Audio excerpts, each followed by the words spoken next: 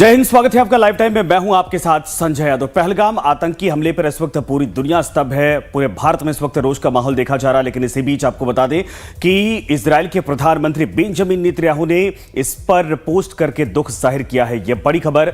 अपने पोस्ट में इजरायली प्रधानमंत्री ने लिखा है कि मैं जम्मू और कश्मीर के पहलगाम में हुए बर्बर आतंकी हमले से बहुत दुखी हूं, जिसमें दर्जनों निर्दोष लोग मारे गए और घायल हो गए हैं। हमारी संवेदनाएं और प्रार्थनाएं पीड़ितों और उनके परिवारों के साथ हैं। आतंकवाद के खिलाफ लड़ाई में इजराइल भारत के साथ खड़ा है, क्योंकि इजराइल ने भी वो तमाम चीजें झेली हैं जो आज हिंदुस्तान की इन तस्वीरों को देखने के बाद समझ में आता है। आपको याद करिए कि जिस वक्त वहां बीच पर जो गाजा के आतंकवादी थे, इसी तरीके से उन्होंने हमला किया था। संजीव श्रीवास्तव जी हमारे साथ, हमारे सहयोगी, दरअसल हमारे एक्सपर्ट जुड़ गए हैं। संजीव जी, ये मामला देखिए, नेतन्याहू के ट्वीट के बाद एक बार फिर से वो मेमोरी ताज़ा हो गई है। जिस तरीके से मैं बार बार कह रहा है कि वो टेररिस्ट अटैक किया गया था, और उसके बाद गाजा का क्या हश्र हुआ है। इसके अलावा लेबनान में जो इजराइल, अच्छा एक और बड़ी खबर है, उसके बाद मैं आपके पास दोबारा आता हूं। एक और बड़ी खबर इसी बीच आ रही है। बारामूला में सुरक्षा बलों को बड़ी कामयाबी मिली है। यह बड़ी खबर, बड़ी अपडेट इस वक्त मिल रही है। आपको बता दें कि बारामूला में सुरक्षा बलों ने 2 आतंकवादियों को मार गिराया है। यह बड़ी अपडेट इस वक्त आ रही है। यानी 2 आतंकवादी ढेर कर दिए गए, जिनका नामो निशान मिटा दिया गया। घुसपैठ की कोशिश में नाकाम जवानों ने इनको कर दिया है, और सेना का सर्च ऑपरेशन अभी भी लगातार जारी है। यह बड़ी अपडेट इस वक्त मिल रही है। यानी बारामूला में 2 आतंकवादी मारे गए। ये घुसपैठ करने की कोशिश कर रहे थे और इनकी इस कोशिश को नाकाम कर दिया गया। बौखलाया पाकिस्तान इस वक्त इसी तरीके से नापाक हरकतें कर रहा। आतंकवादियों को भारतीय सीमा में भेजने की कोशिश कर रहा। 2 आतंकवादियों को ढेर कर दिया गया है जो भारत की सीमा में घुसने की कोशिश कर रहे थे, जिनको भारतीय जवानों ने उनका काम तमाम कर दिया, उनको ढेर कर दिया। लेकिन अब बड़ा गंभीर सवाल यह भी है कि जिन 6 आतंकवादियों का जिक्र किया जा रहा है, जिन्होंने एक तरह से जो हमला किया है इस वक्त, उस पूरे मामले को लेकर अब सर्च ऑपरेशन में अब तक क्या सफलता मिल पाई है। लेकिन बड़ी अपडेट इस वक्त है कि 2 और आतंकवादियों का काम तमाम कर दिया गया है। संजीव जी हमारे साथ लगातार बने। संजीव जी, इजरायली पीएम का ये ट्वीट साफ तौर पर दिखाता है कि शायद पूरे दुनिया में, और कहा जाए कि इजरायल में भी वो जख्म ताजा हो गया है जो उस वक्त हुआ था। आज भारत के भीतर उस तरीके से इन लोगों ने कायराना हरकत की है। तस्वीरें सिमिलर सिचुएशन से We were in the brim of the death and we are back to life.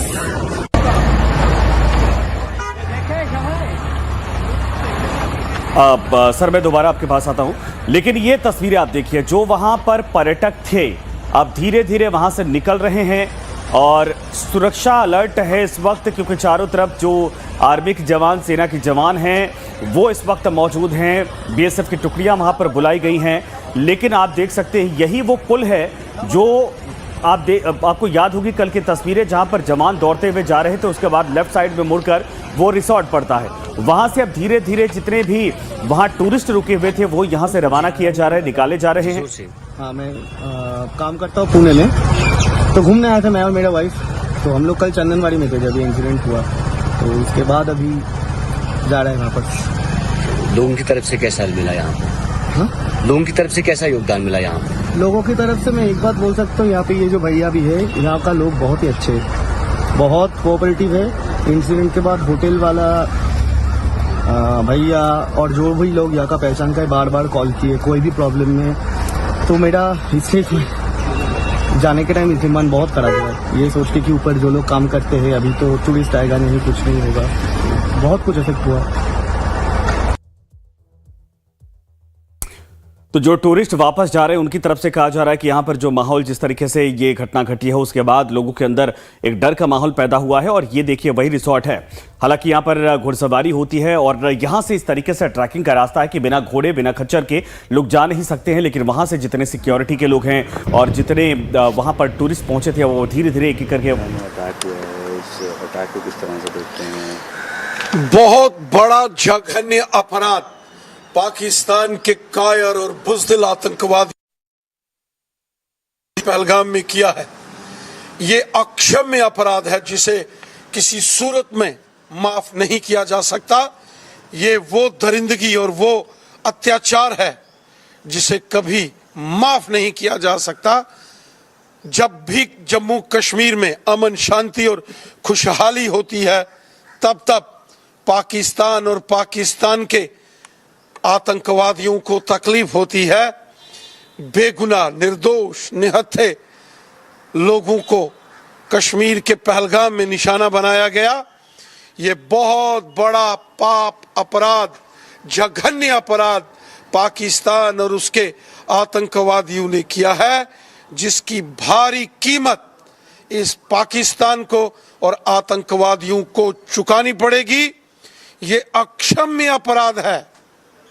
ये वो पाप पाकिस्तान और उसके आतंकवादियों ने किया है जिसे कभी माफ नहीं किया जा सकता, और इसकी भारी कीमत पाकिस्तान को और पाकिस्तान के इन आतंकवादियों को चुकानी पड़ेगी। Union home minister Amit Shah भी कश्मीर गए हैं और प्राइम मिनिस्टर ने भी अपना जो बाहर का दौरा था उसको कट शॉर्ट किया है, मीटिंग्स कर रहे हैं। स्वयं हमारे माननीय गृह मंत्री अमित शाह साहब कश्मीर में पहुंचे हैं।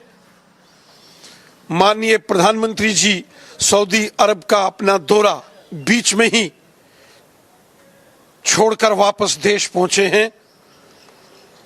ये जो अपराध, जो पाप, जो कश्मीर को लहूलुहान किया गया है, पूरा देश गुस्से में है, और जिन्होंने भी ये पाप, ये अपराध ये किया है, उनको इसकी भारी कीमत चुकानी पड़ेगी।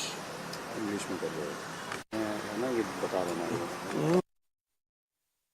Sir, how do you view? इनकी तरफ से कहा जा रहा पूरा देश गुस्से में है, लेकिन अब कश्मीर को लहूलुहान करने का परिणाम इन आतंकवादियों को भुगतना पड़ेगा। जब भी कश्मीर में, जम्मू कश्मीर में शांति आती है, पाकिस्तान को दर्द होने लगता है, और इसी बौखलाहट में इस घटना को अंजाम दिया गया। लेकिन आपको बता दें कि यह पूरे घटनाक्रम को अंजाम देने में, आतंकवादी घटना को घटित करने में अगर किसी का नाम आ रहा है तो वो टीआरएस का है।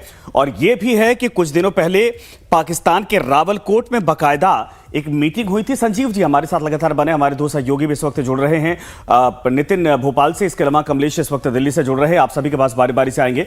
दरअसल कमलेश, सबसे पहले आपके पास आते हैं, जरा ये बताइए कि अपडेट इस वक्त क्या है, कब तक पहुंचने वाले हैं गृह मंत्री जहां पर यह पूरा हमला हुआ है, और इन सब के अलावा चूंकि प्रधानमंत्री की मीटिंग भी चल रही थी, वहां से क्या अपडेट है? नहीं, प्रधानमंत्री की मीटिंग खत्म हो चुकी है। प्रधानमंत्री की मीटिंग एयरपोर्ट पे चल रही थी, और जैसे ही प्रधानमंत्री दिल्ली लैंड करते हैं, एयरपोर्ट पे उनकी मीटिंग हुई एनएसए के साथ, विदेश मंत्री, विदेश सचिव के साथ। उसके बाद मैं जहां खड़ा हूं, ये प्रधानमंत्री आवास है, और प्रधानमंत्री आवास पे ही सीसीएस की बैठक होगी। लेकिन सीसीएस की बैठक केंद्रीय गृह मंत्री के दिल्ली लौटने के बाद ही होगी, क्योंकि अभी केंद्रीय गृह मंत्री श्रीनगर में है, और जानकारी ये है कि वो कमांड सेंटर जा रहे हैं, श्रीनगर के कमांड सेंटर जाएंगे, उसके बाद पहलगांव जाएंगे जहां ये घटना घटी है। तो इन दोनों कमांड सेंटर जाने के बाद पूरा ब्यौरा लेंगे, क्योंकि कमांड सेंटर ही वो इकाई है जहाँ पूरा रणनीतिक ऑपरेशन जो आर्मी चलाती है, सीआईएसएफ चलाती है, पैरामिलिट्री फोर्स चलाती है, उसकी जानकारी वहाँ होती है। और वो फर्स्ट हैंड इन्फॉर्मेशन लेने के बाद दिल्ली आएंगे, और दिल्ली में आने के बाद इसी प्रधानमंत्री आवास पे आज सीसीएस की बैठक शुरू होगी, जहाँ इस घटना के बाद क्या रणनीति तय की जाए उस पर चर्चा होगी, और कोई हो सकता है कि बड़ा फैसला लेने की उम्मीद की जा रही है। तो ऐसी स्थिति में सब लोग वेट कर रहे हैं कि गृह मंत्री दिल्ली लौट के आए और फिर सीसीएस की बैठक में शिरकत हो, क्योंकि सीसीएस की बैठक जैसे वो दिल्ली लैंड करेंगे, सीसीएस की बैठक प्रधानमंत्री आवास पे शुरू हो जाएगी। प्रधानमंत्री अपने आवास पे हैं।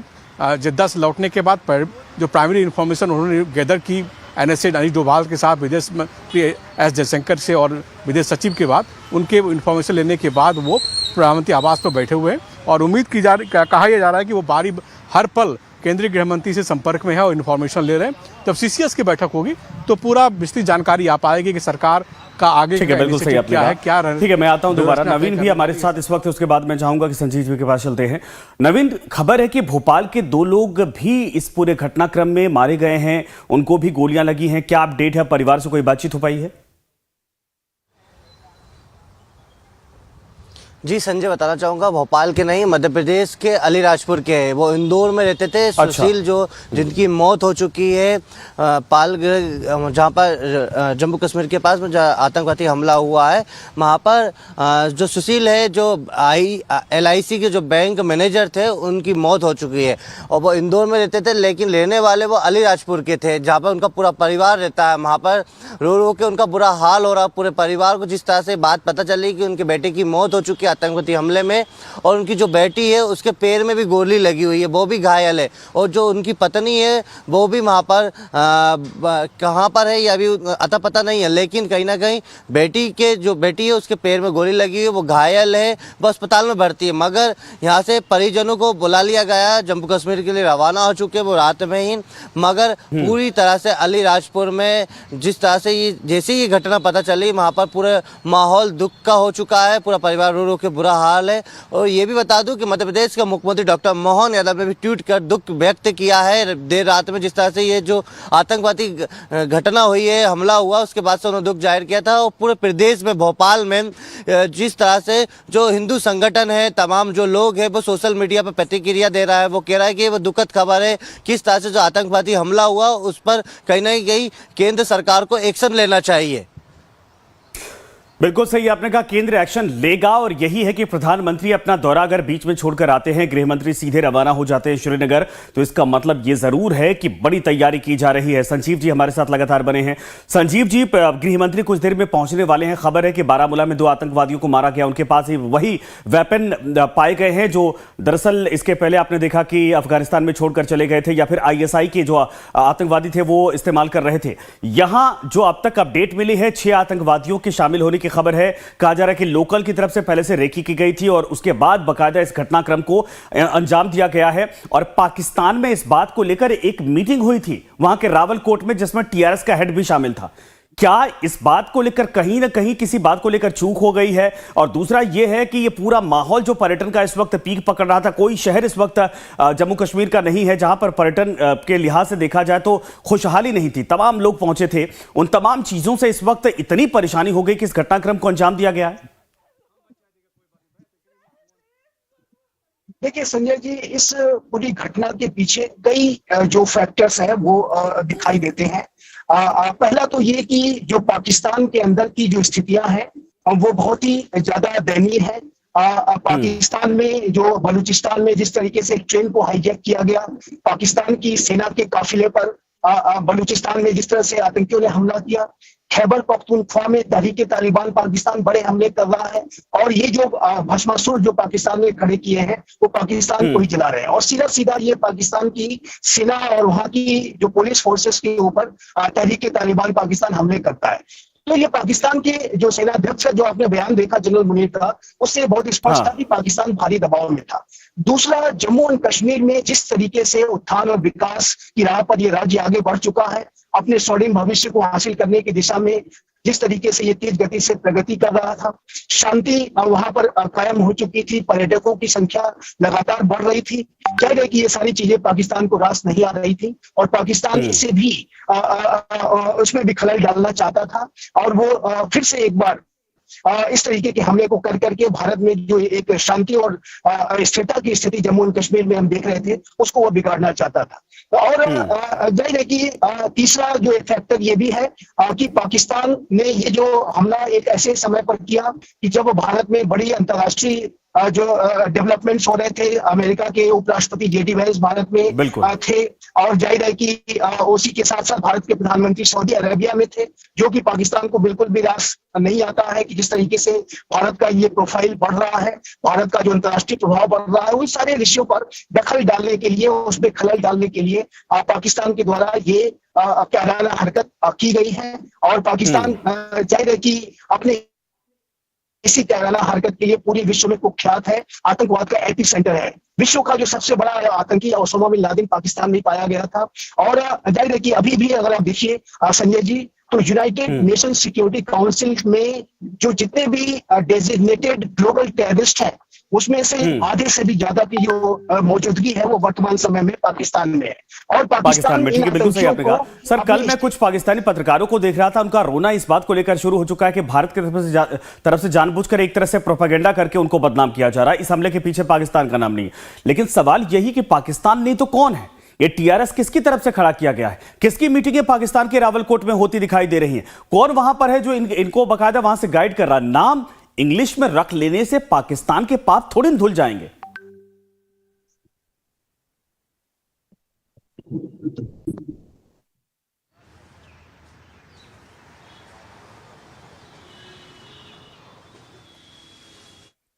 सर अनम्यूट कर TRF लीजिए एक है, बार, आपकी आवाज नहीं ये आ रही। जी। पाकिस्तान के में बेस्ड जो जी ये जो TRF है संजय जी, ये पाकिस्तान के में बेस्ड लश्कर तोयबा नामक जो आतंकी संगठन है उसी का ये फ्रंट ऑर्गेनाइजेशन है।